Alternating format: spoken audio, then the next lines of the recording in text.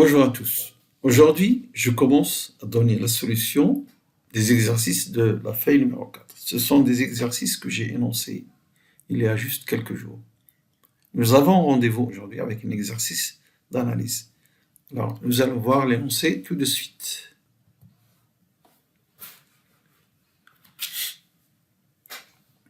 Alors, nous allons considérer les intégrales impropres.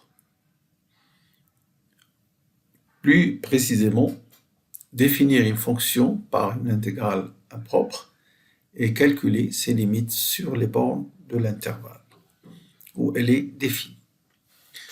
Alors, on se donne une fonction continue de R plus vers R, admettons une limite finie. Quelconque, n'est pas précisée. Montrez que cette fonction est bornée. Regardons la solution. Alors d'abord, je rappelle ce que c'est que la convergence d'une intégrale impropre. Par exemple, alors je considère ici ce qui nous intéresse, c'est les intervalles du type a plus l'infini, a appartenant à R. On peut définir les intégrales impropres sur un intervalle du type AB, ouvert d'un côté ou de l'autre, ou bien du type moins l'infini, B. Ce sont plusieurs façons de définir une intégrale impropre. Alors ici, elle est impropre parce que la borne de l'intégrale ici, elle est infinie. Donc c'est une intégrale impropre. Alors comment elle est définie? Alors on dira que cette intégrale converge si la limite de a à y de la même fonction g de t, d de t existe. Et lorsque cette limite existe, si elle s'appelle S, alors on dira que S est égal à cette intégrale impropre. Voilà la définition donc de l'intégrale de a plus l'infini de g de t, d de t, où g est une fonction continue sur a plus l'infini. On peut même diminuer les hypothèses en supposant simplement qu'elle est localement intégrable sur a plus l'infini. Bien. Alors, maintenant, nous allons répondre à la question. Rappelez-vous, l'hypothèse c'est f est une fonction continue qui admet une limite finie en plus l'infini. Alors, si on appelle cette limite, on l'appelle L, ça veut dire que, alors la limite en plus l'infini, quel que soit epsilon positif, il existe une valeur positive à partir de laquelle, si x est supérieur à cette valeur, f de x moins L est inférieur à epsilon en valeur absolue. Évidemment, ceci est vrai pour tout epsilon.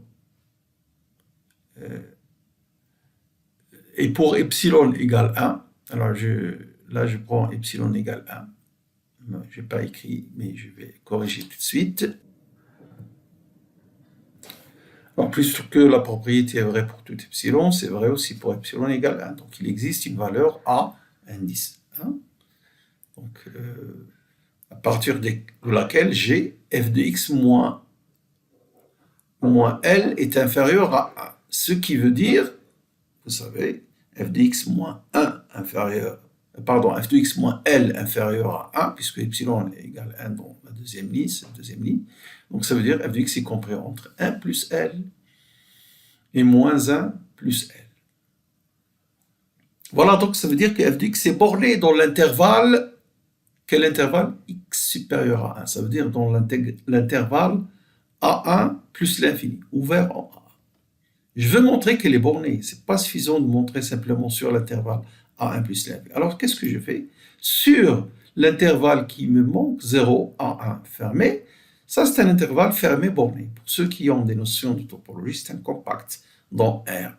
Alors, sur des intervalles fermés bornés, une fonction continue est majorée, elle est bornée. Elle est bornée. Elle est minorée, majorée, elle est bornée. Donc, il existe une constante M1 telle que pour tout x dans cet intervalle, f de x en valeur absolue est inférieur à m. Alors ici, c'est borné sur l'intervalle A1 plus l'infini, puisque f de x appartient à ceci, on peut dire que valeur absolue de f de x est inférieure à 1 plus valeur absolue de L. Si on veut avoir M1, et ici 1 plus valeur absolue de L, major f de x sur l'intervalle A1 plus l'infini. Et donc, si je prends le sup de M1, qui est major valeur absolue de f de x sur l'intervalle 0 à 1, et 1 plus valeur absolue de L qui major le module de f de x sur A1 plus l'infini, et j'ai donc f de x est inférieur à 1 pour tout x appartenant à R plus f est donc borné pour cette première question. Évidemment, il suffit d'écrire ça, puis de dire qu'elle est bornée sur 0 à 1, parce que f est continu et 0 à 1 est un fermé borné dans R. Revenons au texte pour voir quelle est la deuxième question. 1b. Montrer que l'intervalle de 0 à plus l'infini de f de t sur 1 plus t2 est convergent. Évidemment, f de t avec cette hypothèse, elle admet une limite finie en plus l'infini. La solution.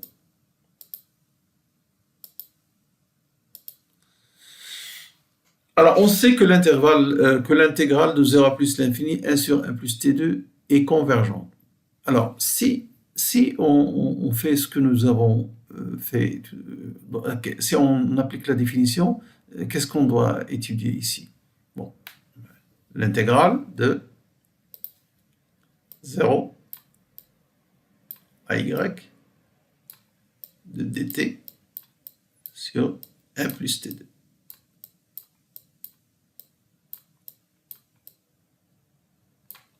La primitive de 1 sur 1 plus t2, c'est arc tangente de t. Et donc, ceci, c'est arc tangente de t moins arc tangente de 0. C'est arc tangente de t. Pardon, c'est arc tangente de y moins arc tangente de 0. Donc, c'est arc tangente de y. Quand y tend vers plus l'infini, évidemment, ça tend vers pi sur 2. C'est pourquoi je vous dis que cette intégrale est convergente et vaut pi sur 2. Alors, dans nos textes, on nous dit d'étudier la convergence de ça. Alors, si je majore la valeur absolue de cette fonction, c'est ça, elle est inférieure à m, puisque nous avons démontré dans la première question que f de t est majorée par m, elle est bornée. Alors, ceci, c'est une constante qui multiplie ce 1 sur 1 plus t2. Donc, ceci est convergent. L'intégrale de 0 à plus l'infini de ceci est une intégrale convergente. Alors, comme on a cette fonction est inférieure à ça pour tout t appartenant à R+, donc cette intégrale est convergente. On dira cette intégrale est absolument convergente, et donc elle est convergente. Comme pour les séries, quand vous majorez le terme général un par une série, le terme général d'une série qui converge, vous dites qu'elle est absolument convergente. Et l'absolue convergence implique la convergence. Également ici pour les fonctions, vous avez cette fonction en valeur absolue est inférieure à une fonction positive qui est dans l'intégrale de 0 à plus l'infini est convergente, donc celle-ci aussi sera absolument convergente et donc convergente. Voilà donc pour la question 1b. Alors maintenant, on définit la fonction que nous voulons étudier, du moins du côté de limite, hein. F de x, bon, c'est une étude puisqu'on parle des croissances positives, etc. Et pour les limites, mais on ne demande pas de donner sa courbe, simplement de chercher les limites au bornes. Alors, f de x, c'est l'intégrale de 0 à plus l'infini de exponentielle moins xt sur 1 plus t de d de t. Vérifiez que f est bien défini, positif et décroissante. Ensuite, nous allons calculer les limites. Donc, la question 2a, c'est montrer qu'elle est bien définie, c'est-à-dire qu'elle a un sens. Alors, on va répondre tout de suite ici. Alors, si on prend cette fonction-là,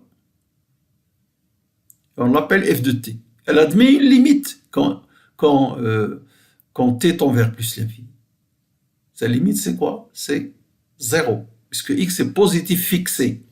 Ce f de t, entouré en rouge, tend vers 0, admet une limite finie. Donc, d'après la question 1b, elle est convergente. Donc, cette fonction f de x est bien définie.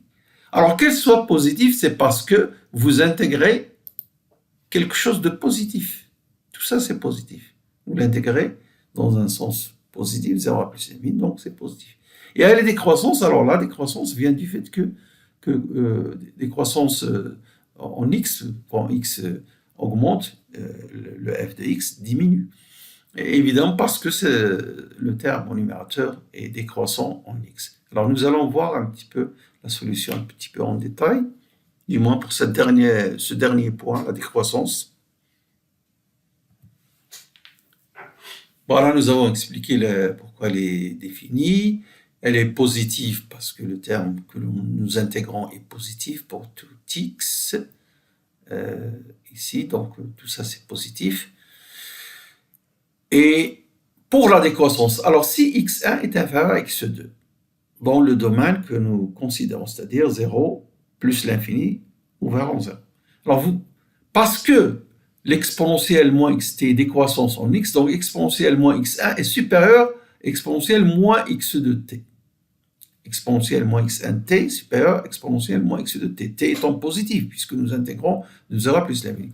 Quand vous divisez par 1 plus t2, l'inégalité reste la même. Alors, quand vous intégrez des choses positives, évidemment, vous avez ici l'intégrale de ceci, mais quand vous intégrez de fonctions comme ça, de 0 à plus l'infini, l'inégalité est respectée, et donc f de x1 est supérieur à f de x2, par conséquent, f est décroissante.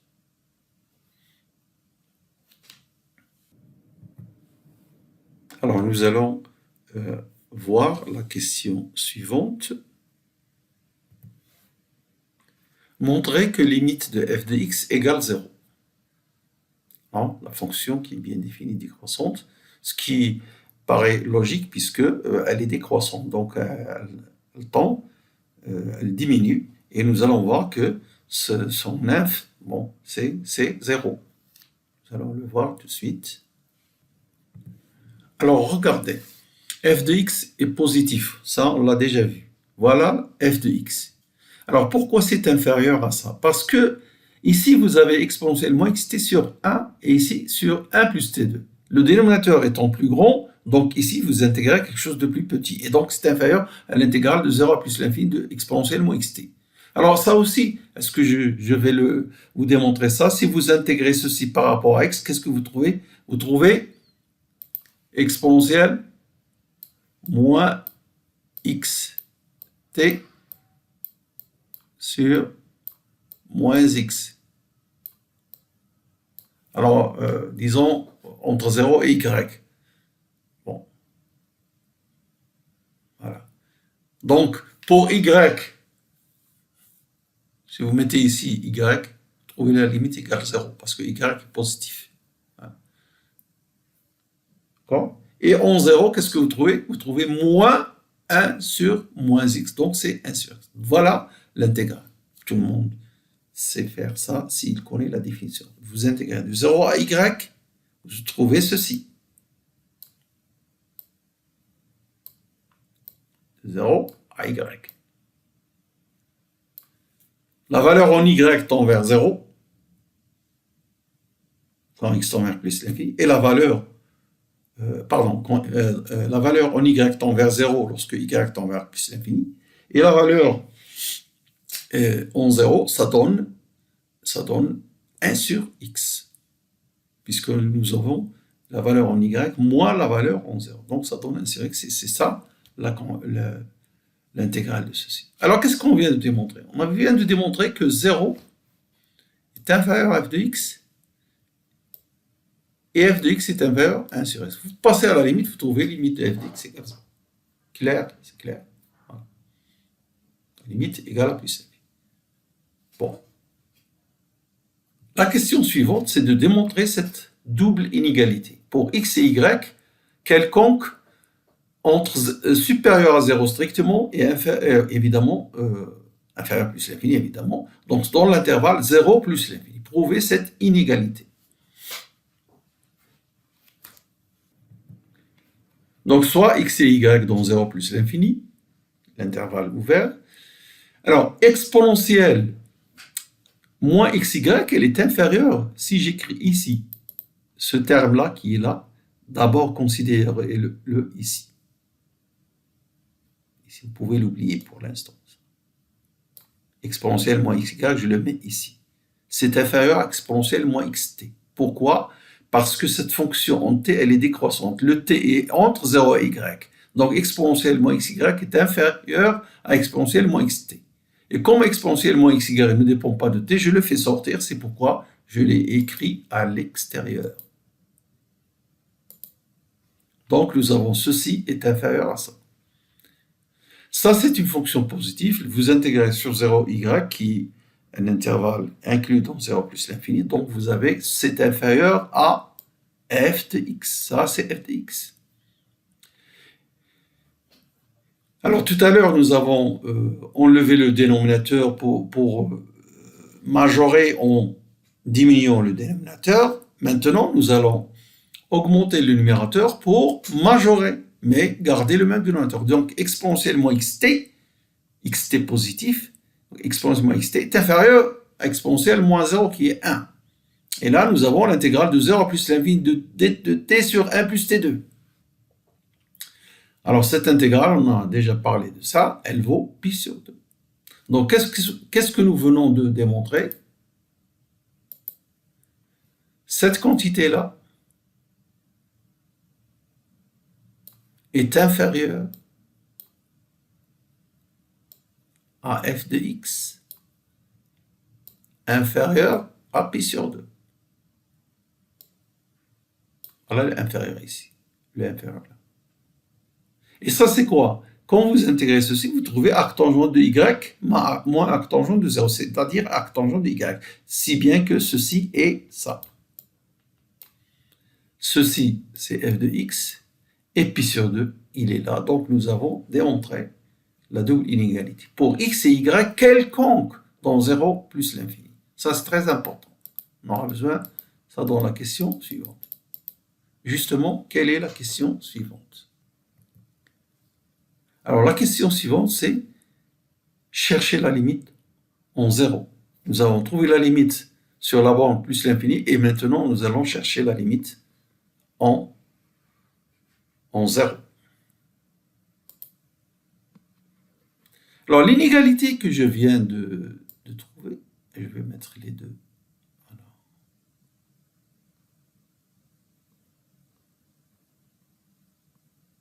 Voilà, cette inégalité. Vrai pour tout x est égal. Si vous prenez y dépendant de x, y égale 1 sur racine de x. X et ce y-là. Et vous écrivez cette relation, voilà ce que je trouve. X, y, ça donne racine de x, donc exponentielle moins racine de x. Arctangent de y, c'est arctangent de 1 sur racine de x. Inférieur à f de x, inférieur à pi sur 2. Maintenant, on passe à la limite.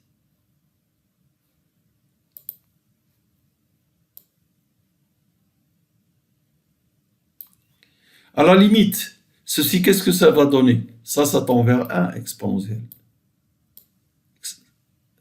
X tend vers 0, donc ça tend vers exponentielle de 0, c'est 1. Ceci, ça tend vers arctangent de plus l'infini, si on peut s'exprimer comme ça, c'est pi sur 2.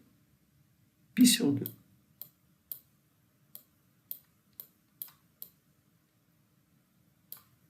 Et donc, la limite de ce membre, c'est pi sur 2. Cette fonction coincée entre deux fonctions qui tendent vers pi sur 2, celle-là, elle est constante même, donc elle va tendre vers pi sur 2 quand x tend vers 0. Donc la limite de f de x, c'est pi sur 2.